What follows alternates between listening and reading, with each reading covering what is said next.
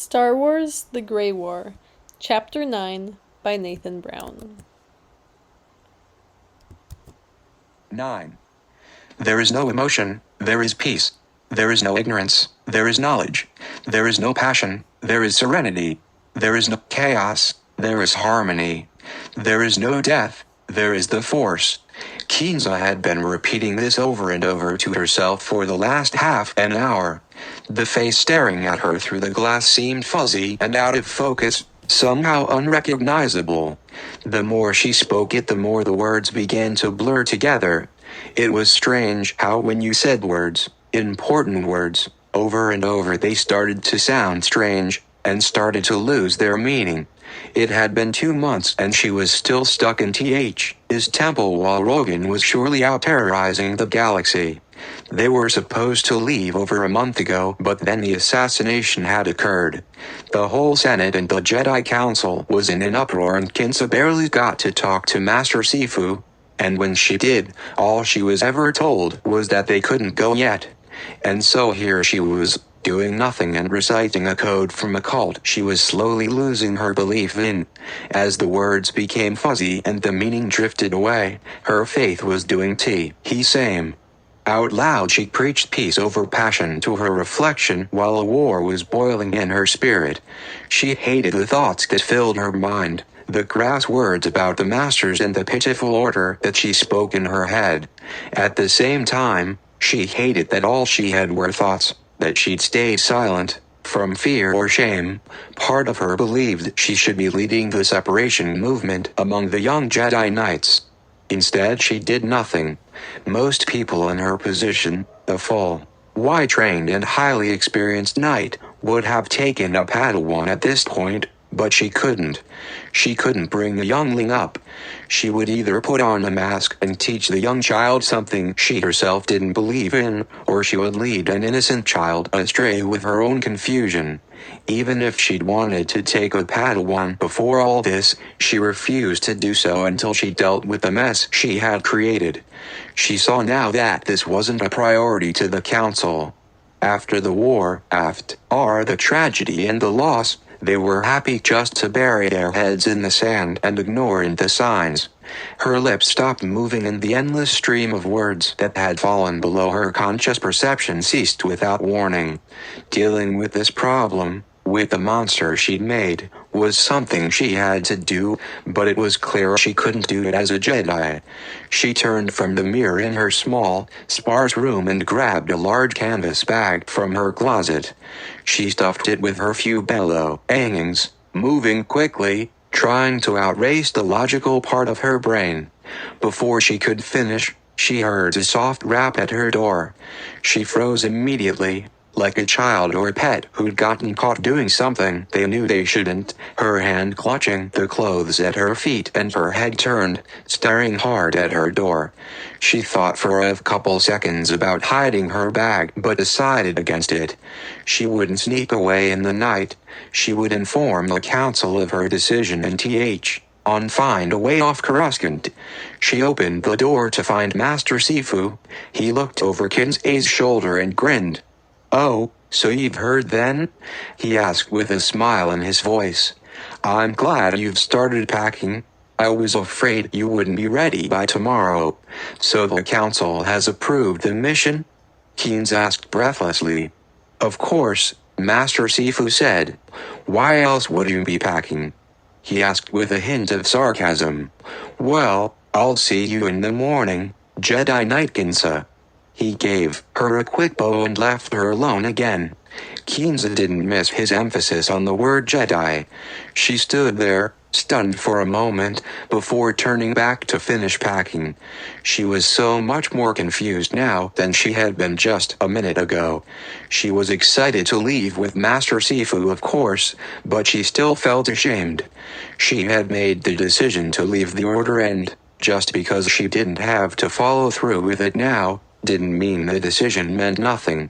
Scene change. Naman Fane aimed a light stab, then quickly stepped back and attempted to shoot off a quick stream of lightning at his master. In the split second it took for him to produce the dark energy needed, Darth Cognus took a small jump forward and swung her arm up, the hilt of her tonfa slamming into his jaw. The blow snapped his head to the side and forced him into a stumbling retreat. He tensed up, preparing for the coming flurry of attacks. When he recovered from the attack enough to look for his master, he was surprised to see her sitting on the floor with her legs crossed and her lightsabers lying extinguished beside her. "Sit," she demanded in a cool, slow voice. Naman quickly sat down in front of her, nervous and curious at this unprecedented, sudden stop in their training. "You need to think before you act, even, no, especially in the heat of battle. You need to consider all the options, all the possible consequences, good and bad, of every option before you act. Many Force users, Sith and Jedi alike, rely too heavily on Force attacks without fully considering the consequences. You need to make sure that you have enough time to gather and release your Force before you attempt anything. If you split your focus for a second to draw on the Force and your opponent senses it, it could very well be the death of you." She paused for a moment before speaking again. "What do you know about my old master?" she asked suddenly, seemingly changing her train of thought. "Not very much. You've told a lot about Darth Bane and his philosophy on the Sith, but not very much about Darth Zana," replied Naman after thinking about it for a moment. Darth Cognus nodded. "She was a Sith sorcerer," she began slowly. "She could reach into a man's mind and flay it apart from a kilometer away, as if she were cutting into it with a vibro knife. She could reach into your soul, into depths you didn't even know were there, and dredge up your true fears until you were howling like an animal, begging for death.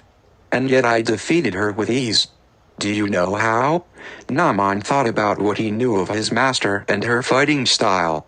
"You surprised her," he responded confidently, remembering that she had told him she used to be a famous assassin. Often during her training she had surprised him, materializing suddenly out of thin air and striking out against him. He doubted even a powerful sorcerer could expect or plan for such an attack. "You snuck up on her when she least expected it. Or why, you struck at her when she was sleeping.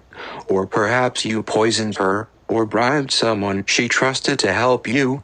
Darth Cognus chuckled and shook her head. "Good, but no, none of those things. She knew my fighting style, and so she was always prepared for a surprise attack. When an apprentice strikes out against their master, they can't use tactics like poison and they cannot involve other people. It defeats the purpose. An apprentice must prove truly stronger, smarter and in all ways better than their master. If you slipped some poison into my food or hired some assassin to blow up my ship, then what? You would be the Lord of the Sith, but the Sith itself would be weaker. You would take an apprentice, but how would you teach them when you know so little? You must learn all you can from me and then defeat me. You must truly prove that you are my superior. So no, I did not defeat my master in such a way. I used her confidence and arrogance against her." Naman placed his saber on the flue. Arin focused fully on his master. He could tell the story he was about to hear, and the lesson it would teach, would be extremely important. "I snuck up on her one day, but I made very little effort to make myself undetectable. I wanted her to feel overconfident and underestimate me. So she attacked me and we battled for a few moments. I was better at lightsaber combat and, if we continued the battle, I would eventually defeat her. She was aware of that and I knew that she was. I knew she would be searching for an opportunity to release her sorcery on me, so I gave her one. I purposely overextended a stab and had to jump back in order to avoid her counterattack. Once I had given her enough space, I knew she would cast a spell. If she had chosen to cast a quick, simple spell, it would have distracted me enough to give her time to strike me down. However, I knew she wouldn't want to end it like that. She was such a skilled sorcerer that her pride needed her to completely destroy me with her power, to give me a last display of what she could truly do before I died. So she took a step back and waved her hands in a manner I could never understand, and whispered something under her breath. But the moment she stepped back, I threw one of my lightsabers at her. She used the force to push it away, but that interrupted the spell she was casting. Before she could start her ritual over again, I jumped forward and drove my remaining lightsaber through her chest. Just like that, it was over. In a few minutes I had killed one of the few and certainly the most dangerous sorcerer in the galaxy. So, if you ever have the chance to kill an enemy, do it. It may not be honorable or eloquent, but honor and eloquence means nothing to the dead. Naman sat there silently, digesting the story and what it meant. Darth Cognus was sitting, staring at him, and Naman could tell she was waiting for him to say something. How did you know that she wouldn't just try and stun or daze you if so met, quick? How could you risk your life like that without being sure? He asked finally. Cognus smiled coolly. We spent every moment together for 10 years. I'm sure you'll know all the faults in me that I don't even see in myself by the time you feel you're ready to kill me. Naman opened his eyes wide before quickly controlling his face. He knew that eventually he would have to challenge his master, but it seemed strange to him that they would talk so openly about it. He could tell by her customary small, sly smile that Darth Cognus had seen his shock. There was still one part of the story that didn't sit well with Naman. I know it's important to survive for the good of the Sith, but isn't honor, how others see you, isn't that all that matters to the dead? A person's character is all that survives of them after they're gone, Naman said, gaining confidence as he spoke. For example, Darth Bane, you speak of him in reverence long after he's gone. You teach me all the amazing things he's done and impart your respect for him onto me. But a cowardly man is never spoken of, or else in reference to their shame. All the dead have are the stories of their life, the songs of their bravery and whispers of their deeds. Naman finished off his speech, feeling very proud of his argument.